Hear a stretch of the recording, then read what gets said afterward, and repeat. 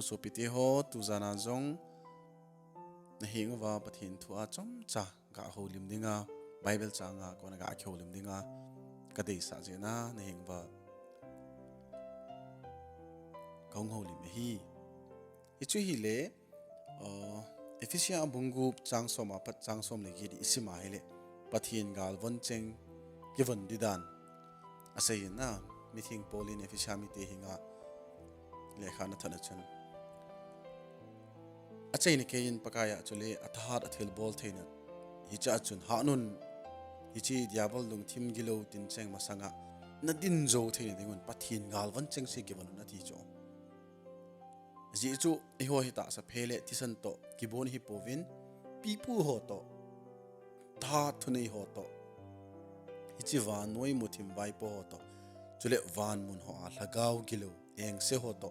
kibon zo hi vi atin hijia chu ni khapalo ni a na le thu zo na dingun iza kai na bukip so ke yuwa nadin de theina dingun pathin Galvon cheng si ju panun ati chu hi chu itapang ham hiti chun thuta in kong ke ga on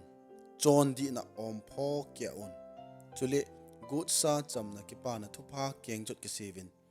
chu cheng chunga chun ta san lum panun agilo pa thal pi me kong banga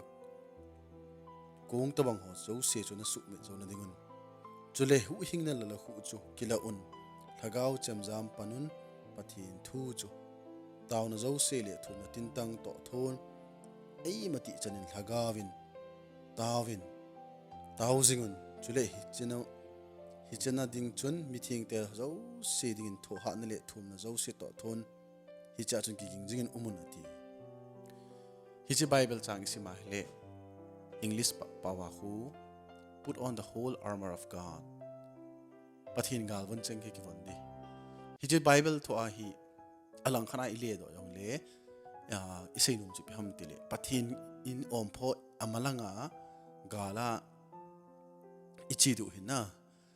gal ti chu gal ta hilo lagaw gal hichi lagaw gal isa na wa hi imalang zo si a dinga om pho ki koi cho ale hichi Bible a ko na lang khana ikela hile inung lang I bag lang hina protection umlo cho abang khat loi chun om pho tile chun anung lang ka na zo ummi tia igel mai the ewa kin ka sei num chu ham tile pathinin amalang pa bo hi gal zone na dinga amalang pa bo hi angai chan anung lang chu pathin pangi pathingin backing e bola hele nung chon de kelo so I have decided to follow Jesus no turning back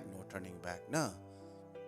katina chu ham tile Jesus Christ nong atho gim gen the akimu masat Calvary cross again the na tho dio se kimu masat ama nung chon lo pi chula e ho jong pathinin